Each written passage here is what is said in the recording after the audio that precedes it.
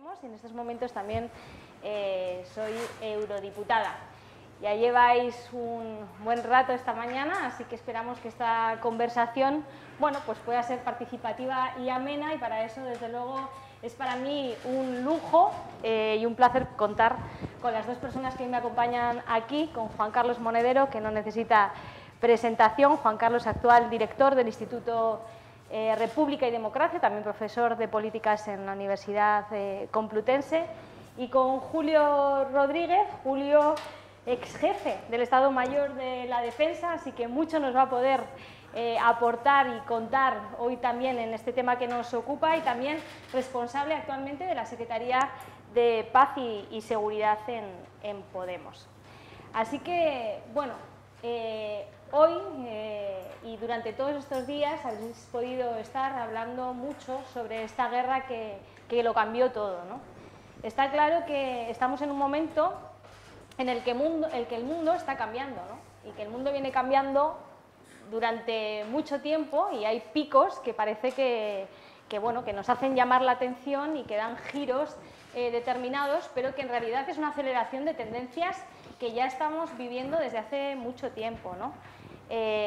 Actualmente, con esa pérdida de hegemonía atlántica, ¿no?, de Estados Unidos, ahora mismo está en disputa un mundo que está cambiando de bipolar a multipolar, donde está en disputa esa hegemonía económica, esa hegemonía política, esa hegemonía, ese control también militar, ¿no?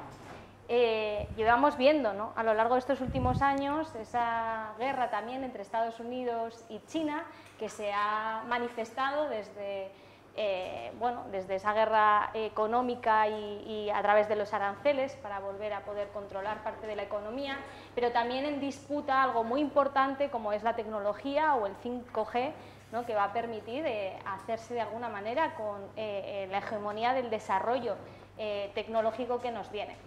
Y todo esto se da en un momento en el que somos conscientes de que estamos en un planeta con recursos finitos, y que muchas de estas tensiones que se da, que no es más que un conflicto de intereses, se están dando en una situación donde vemos que el crecimiento sostenido en el que estamos yendo pues es muy difícil de conseguir.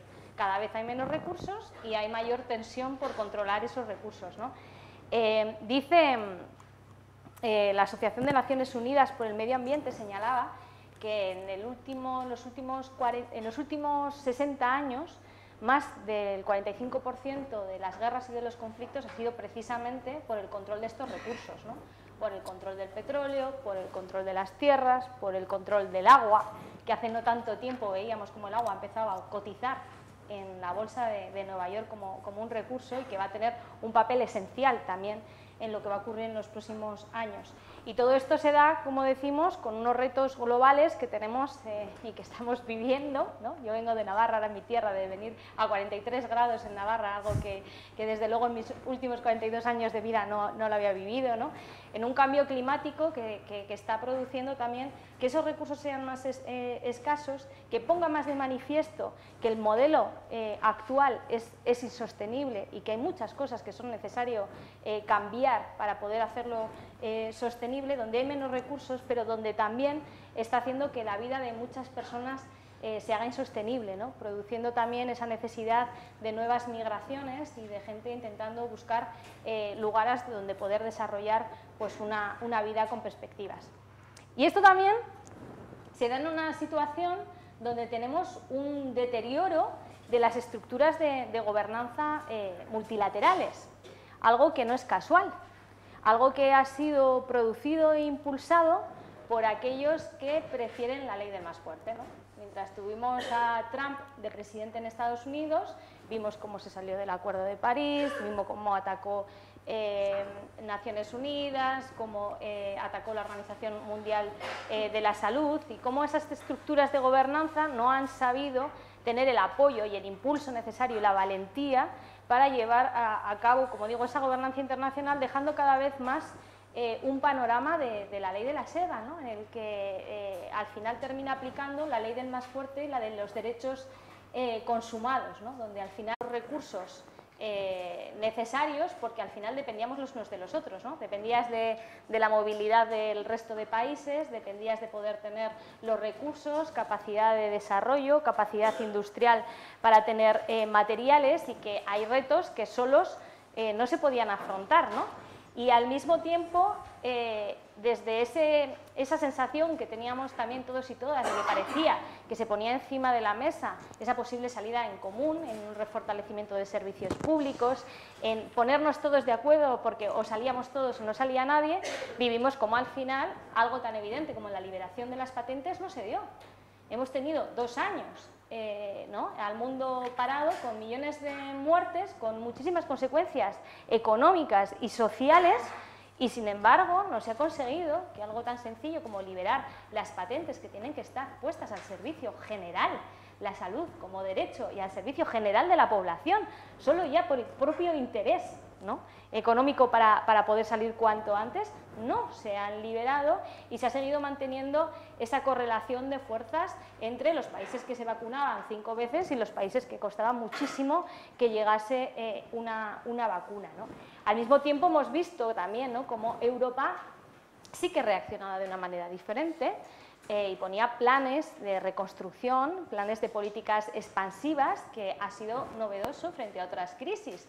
Pero no nos volvamos locos, esto poco tiene que ver con que de repente se haya vuelto una Europa social y haya una creencia absoluta de que hace falta realmente esa inversión en el estado de bienestar y esa salida conjunta, sino de un aprendizaje previo de saber que si no se hacía, cuando cae algunos de los estados, cae el mercado común europeo, y era necesario poner esas palancas de avance. Cuando parece que empezamos a coger oxígeno en la salida de la pandemia, bueno, ocurre esta invasión de Rusia en Ucrania, que no deja de ser un claro conflicto de intereses, ¿no?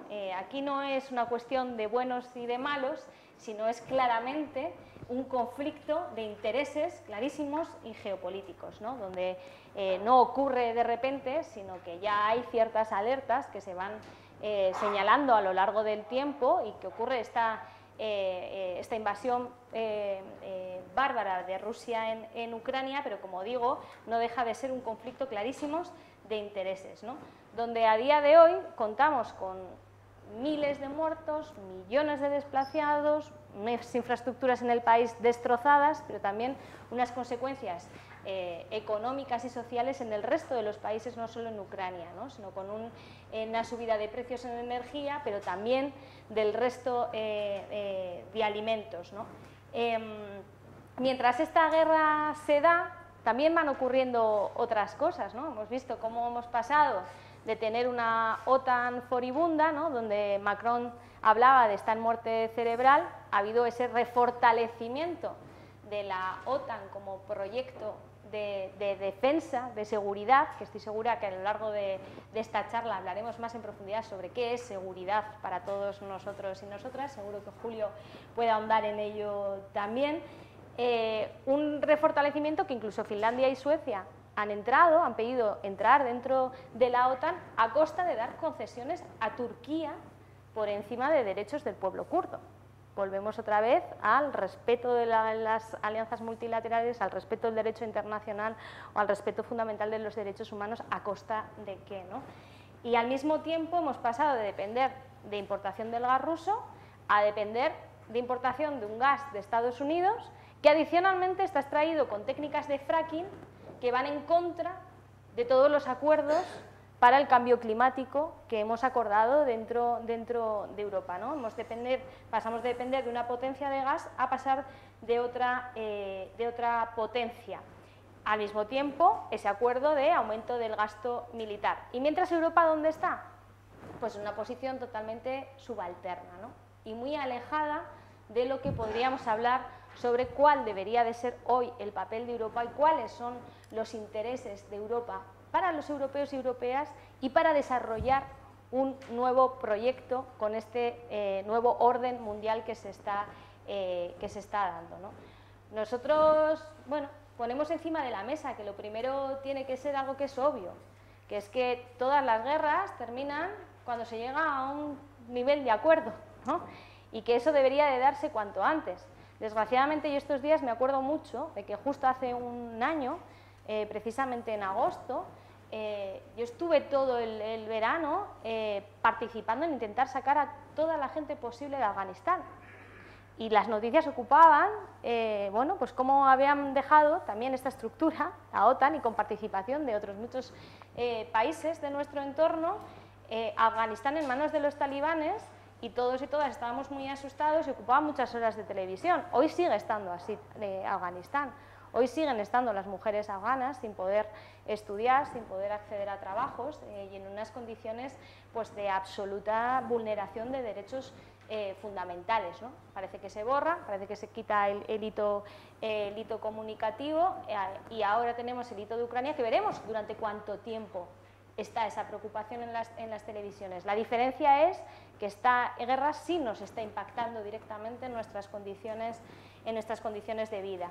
Por tanto, nosotros pensamos que es evidente que han pasado muchas otras cosas desde que se ha dado el conflicto, pero que no se está dando suficiente fuerza a un impulso de negociación, un impulso de diálogo y un impulso para intentar parar esta barbarie cuanto antes, ¿no? Al mismo tiempo estamos viendo, ¿no? Pues bueno, cómo hay esos impulsos de acogida, esa necesidad de acoger a todo el mundo que huye de los conflictos, ese nivel de hipocresía cuando muchas veces se da en algunos conflictos y no en otros, ¿no? Como también se ha manifestado en múltiples ocasiones, y lo vemos también en las redes sociales, ¿no? Que parece que están las puertas abiertas a acoger cuando son rubios ojos azules y vivimos una barbarie como hemos vivido en la frontera hace unos días con el asesinato de 47 personas en nuestra frontera sur y el tratamiento es absolutamente desigual, ¿no? Es necesario hacer esa acogida, es necesario mostrar toda la solidaridad, pero también señalar la hipocresía de hoy cuando Ucrania va a necesitar de la reconstrucción y va a necesitar de la ayuda de todos. Y una de las medidas más importantes que podría ser para la reconstrucción es acabar con parte de la deuda que tiene Ucrania. Sin embargo, lo que estamos haciendo es dar créditos maravillosos que luego vamos a reclamar y que ya vamos a ver cómo se van a solicitar y cómo se van a pedir. Si queremos de verdad ayudar en esa reconstrucción, podría haber un acuerdo de terminar con la deuda y acordar ciertos planes de reconstrucción, de democratización del propio país, ¿no? Por tanto, bueno, creo que es un momento en el que es muy importante tomar conciencia en impulsar, como decía, ese papel más activo por la paz, por el diálogo, por un acuerdo cuanto antes. Y desde luego, como decía, yo sí creo que es el momento de Europa, pero yo sí creo que es el momento en que los europeos y europeas definamos claramente qué queremos que sea Europa, que tomamos conciencia activa sobre qué queremos que sea Europa. Y Europa tiene que definir este concepto de tanto tiempo se lleva hablando como una autonomía estratégica. ¿Qué es y qué queremos que sea la autonomía estratégica de Europa? Y desde luego tiene que pasar por una política exterior totalmente diferente. Una política exterior que deje esa mirada extractivista en muchos países de nuestra vecindad, por una política de cooperación y desarrollo justo, no una política de cooperación ligada al control de fronteras. Ahora mismo, dentro de poco vamos a votar en el Parlamento Europeo la nueva política de vecindad sur. En la vecindad sur tenemos muchos conflictos enquistados también, y los conflictos que no se cogen de frente, que no se trabajan, que no se tratan, que no se llegan a acuerdos, terminan estallando. No es posible permitir que Marruecos invada el Sáhara o negocie con los propios recursos del Sáhara, como está diciendo el Tribunal de Derechos Humanos, que es ilegal, y los países europeos mantengan esa negociación con Marruecos por encima del derecho internacional, por encima de los derechos saharauis. Lo mismo con el pueblo palestino mirando hacia otro lado. No se puede permanecer en la impunidad de las injusticias, porque son estallidos que terminan explotando, ¿no? No ocurren de la nada. Por tanto, como decía, es necesario cambiar esa política exterior de la Unión Europea para tener una política exterior que trabaje preventivamente en los conflictos, que trabaje de una manera para desarrollar esa cooperación justa, donde también tengamos un trabajo sobre nuestra propia responsabilidad como países y de nuestras empresas en el exterior. Es decir, hay mucho por hacer también de nuestras empresas que están trabajando en el exterior con leyes de debida diligencia, donde Europa pueda trabajar por crear su soberanía energética, alimentaria y tecnológica. Energética, aumentando esa transición energética que ahora es tan necesaria. No podemos, en una crisis como la que estamos viviendo, pasar de depender de una potencia a depender de otra potencia sin acelerar esa transición energética que nos permita llegar cuanto antes a los acuerdos del Green Deal para poder frenar también el cambio climático, ¿no? Al mismo tiempo, esa soberanía alimentaria, no podemos seguir manteniendo unos acuerdos que hacen que nos terminamos trayendo las manzanas de Chile mientras tenemos a nuestros agricultores y ganaderos desperdiciando la leche o no pudiendo sacar adelante los alimentos. Es insostenible, pero no hay que olvidar tampoco esa soberanía tecnológica, que es esencial para el desarrollo, para la digitalización de todos los trabajos que vienen. Hay otra cosa que está ocurriendo ahora mismo y es el euro se está depreciando con esta inflación también frente al dólar. Y eso tiene varias consecuencias inmediatas. La primera es que este invierno la compra del gas nos va a salir mucho más cara. Hemos pasado a depender de Estados Unidos, el euro baja, el dólar sube, la compra del gas nos va a salir mucho más cara en la balanza. Y hay otra cosa que hay personas que la pueden leer como positiva, que es somos más competitivos en servicios. Es decir, España y el sur de Europa vuelve a ser los camareros, ¿no?, del resto del mundo, es decir, van a poder venir, vamos a tener un reflote cierto de economía para que volvamos a ser, ¿no?, el país del sur de los servicios, del turismo y sin un desarrollo adicional, ¿no? Por tanto, es un momento en el que es importante también hacer esa inversión en esa innovación y trabajar en soberanía tecnológica y en desarrollo de trabajo de cadena de valor. Voy a dejarlo aquí con algunas pinceladas porque estoy convencida de que Juan Carlos y Julio van a ir abordando en cada uno de los temas, simplemente añadiendo que creo que estamos en un momento en el que es más necesario que nunca esa conciencia colectiva. Hay veces que terminamos cayendo todos y todas en una parte de frustración o de desafección, ¿no? Yo llevo ya un tiempo trabajando en internacional, levantas un poco la mirada y dices, madre mía, toda la que nos viene, ¿no? Y sin embargo, es más importante que nunca ser conscientes, como dice Juan Carlos, que siempre suele contar una anécdota que a mí me gusta mucho, cuando hay un gran incendio y todos los animales corren contra el incendio y ve a un pequeño colibrí llevando con el pico un poco de agua. ¿Y a dónde vas? Pues estoy haciendo mi parte, ¿no? Estoy haciendo mi parte en el incendio. Más que nunca es importante que todo lo contrario, ¿no? Que nos involucremos, que participemos, que nos formemos y que seamos capaces de hacer nuestra parte allí donde toca. Y en este sentido, en esos modelos que se nos están ofreciendo de resistencia de una parte de las élites que cada vez tienen menos recursos, hay también abierta unos movimientos de democracia popular que apuestan por otro cambio de modelo y por un modelo sostenible. Y ahí vemos como el feminismo es uno de los más atacados precisamente porque pone en jaque el modelo económico, el modelo de cuidados, el modelo de vida, pero lo es también la Agenda 2030, que viene a hablar de eso, de cómo hacerlo sostenible, de cómo tener una política internacional con derechos, pero lo es también la marea blanca, la marea de sanidad, que está diciendo que necesitamos un Estado fuerte para poder defendernos todos frente a retos como la pandemia, y creo que la clave precisamente está aquí, ¿no?, en encontrar esas complicidades entre las diferentes movilizaciones, movimientos, anhelos que disputan pues, el modelo actual en el que estamos viviendo. Y lo dejo aquí y ya sin más, bueno, pues doy paso a Juan Carlos. Julio. Julio, sí. Bueno, pues muchas gracias, Idoia, y buenos días a todos y a todas. La verdad que para mí es un placer estar aquí y debatir. Yo no estoy aquí, por supuesto, como experto, porque siempre he pensado que el debate de la seguridad es un debate que ha sido opaco, que ha sido falto de transparencia y que es un debate que hay que abrirlo a la sociedad.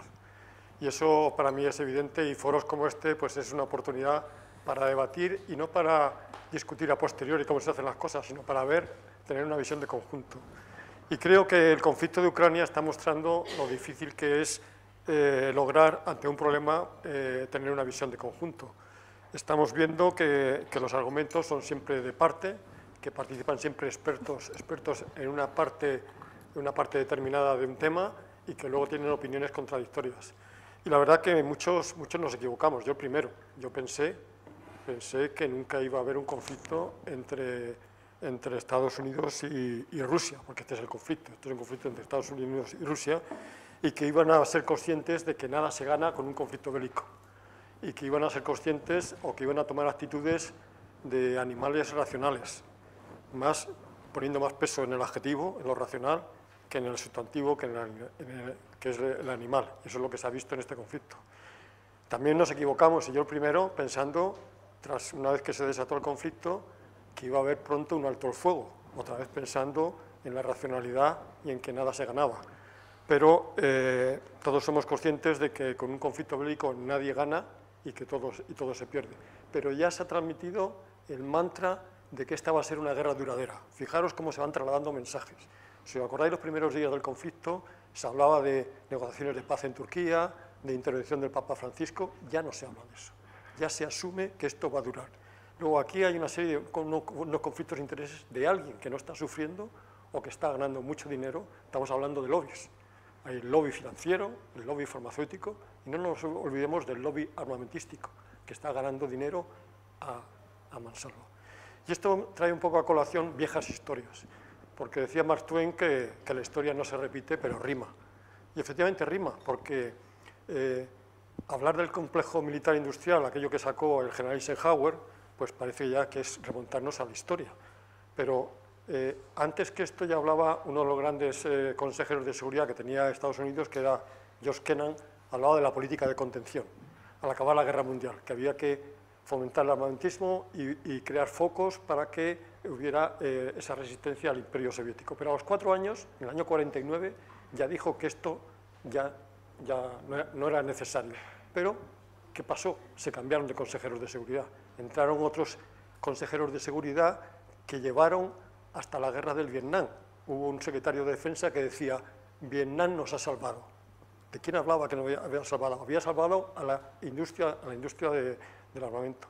Y luego fue ya cuando el general Eisenhower, que fue presidente de Estados Unidos, en su segundo mandato, que había participado en la Segunda Guerra Mundial como general, que había sido comandante en jefe de la OTAN, y quiero leer sus palabras textuales que dijo cuando dejó la presidencia. Hablaba el general Eisenhower de que se encontraba preocupado, decía textualmente, en su discurso de despedida de la presidencia, dice, fue el que puso en circulación esta expresión, la del complejo militar industrial, para denunciar la posible pérdida de libertades personales.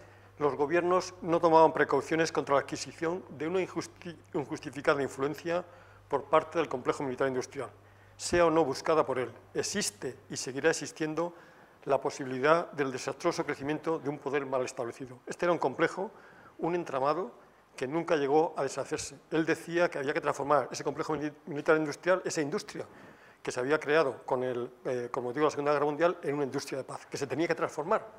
Igual que hemos transformado la industria del carbón o la industria del armamento, nunca se ha transformado. Y luego ya más posteriormente el mismo presidente Obama, pero ya cuando en su segundo mandato él hablaba del manual de Washington. Ya para no hablar del complejo militar industrial, hablaba del manual de Washington, que decía que había una serie de consejeros, de think tanks, que no le dejaban tomar las decisiones correctas. Yo decía, en una entrevista que hizo con una revista, con Atlantic Review, que hablaba que le impedía a él, al presidente, tomar decisiones razonadas y razonables. Vuelvo otra vez a lo del animal racional, que en teoría es el ser humano.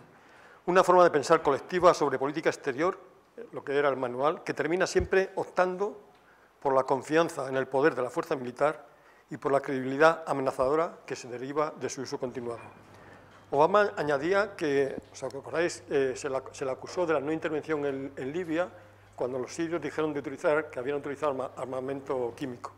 Y a él se le acusó de debilidad, se le acusó de falta de credibilidad en la presidencia, pero aseguraba, en cambio, lo decía el último día de su mandato, que se sentía orgulloso de esa decisión, tomada casi en solitario. Esta es la soledad del mando, la soledad de la presidencia, que por muchos consejeros, por muchos gabinetes, hay veces que hay que tomar decisiones racionales. Y consideraba el 30 de agosto de 2013 como su día de liberación del Manual de Washington. Este fue el día que decidió no intervenir en la guerra de Siria. Pero claro, esto no podía seguir así. El lobby sigue funcionando y llega el mandato Trump. Trump, que ya no le hacen falta manuales estratégicos ni consejeros, le vale cualquier amenaza para decir en la primera semana de su mandato que va a conseguir el mayor presupuesto militar de la historia de Estados Unidos. Incrementa el presupuesto, estamos hablando, en los años que hablando de Trump, no había amenazas, ni un incremento de 600.000 millones de dólares. Estamos hablando del complejo militar industrial desde la Segunda Guerra Mundial y seguimos con él sin deshacerlo. Trump le daba igual que los conflictos fueran en Europa del Este, en Asia-Pacífico, en Corea del Norte, ¿os acordáis toda aquella historia de Corea del Norte? O definir amenazas generales, como era el terrorismo islámico, la inmigración, el crimen organizado, o había un asesinato en Suecia y decía que era una amenaza también para la amenaza. Todo esto para fomentar este lobby. En este escenario, la industria del armamento no tiene que hacer nada, sino únicamente, como ellos dicen, aprovecharse de las circunstancias favorables. Y estas son las circunstancias favorables. Yo no soy el que hace las guerras, pero yo le doy a la máquina de producir. Es una máquina que produce armamento obsoleto y se va tirando. Luego, si queréis, entramos en detalles sobre las ayudas a Ucrania. ¿Qué armamento se da? Se da armamento obsoleto, aquel que no se puede gastar para luego volver a comprar. Y de esto hay detalles que no tengo información privilegiada, están sacados de la prensa, pero salen un día, un ratito y en una esquina. Estoy hablando de este escenario, así parece, como decía antes, que la historia no se repite, pero rima, y entonces lo que, desde mi punto de vista, hay que rebelarse contra esta teoría del futuro que viene determinada por estos datos históricos. Con Biden ha ocurrido lo mismo, estamos hablando de un conflicto, que este conflicto, estamos hablando del conflicto de Ucrania, pero empieza entre Estados Unidos y Rusia. En noviembre y diciembre del año pasado, que parece que es la prehistoria, y en enero, se están intercambiando documentación entre ellos. O sea, es una guerra entre ellos en que el que sufre, el que muere y el que se destruye es un país como es Ucrania. Y el que ahora dicen que la guerra puede ser duradera es Ucrania. O sea, evidentemente este es un conflicto de intereses en el que alguien se aprovecha, como decía antes, en este momento, de las circunstancias favorables.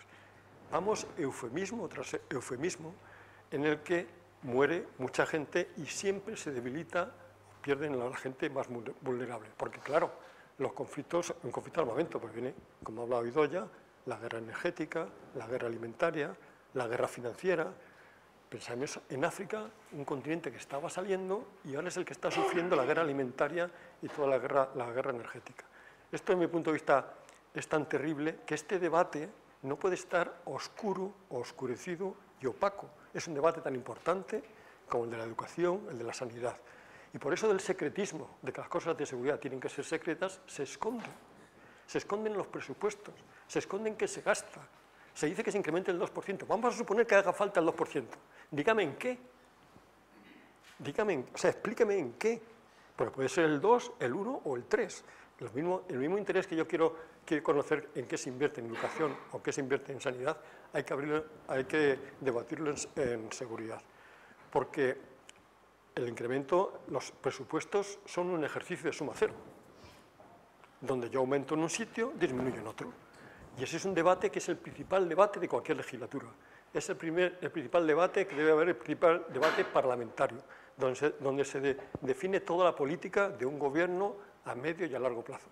Ese es un debate en el que tiene que participar la sociedad civil, no los expertos militares, que nos digan cuál es el mejor armamento o que esta es una amenaza. La sociedad civil, el ciudadano, tiene que saber por qué se participa y por qué se gasta.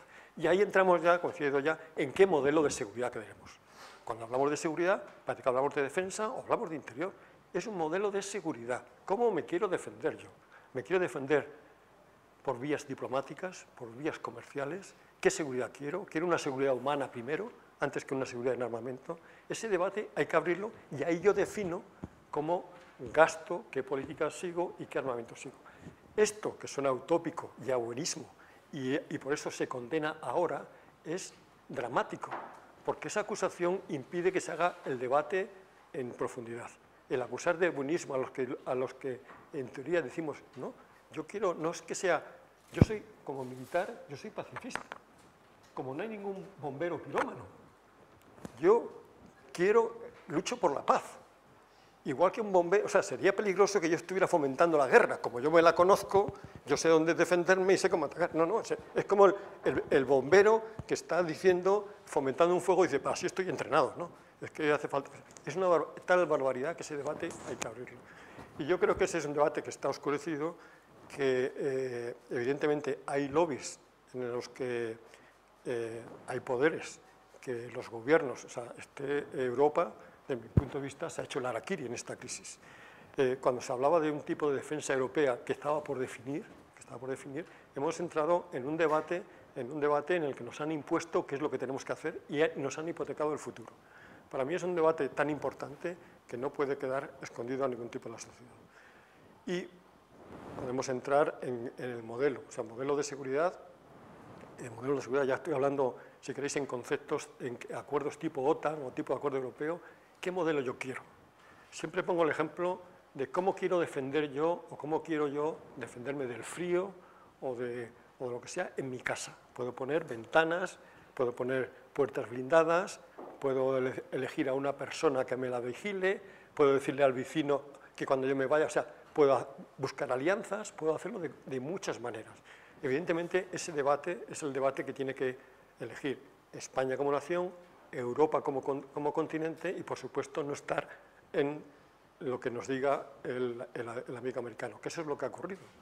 Porque, por no entrar en tecnicismos, el concepto estratégico que se ha aprobado en la cumbre de Madrid es un concepto en el que habla de la mayor amenaza, habla de Rusia como la mayor amenaza. Hace 10 años, o en el 2010, hace 12,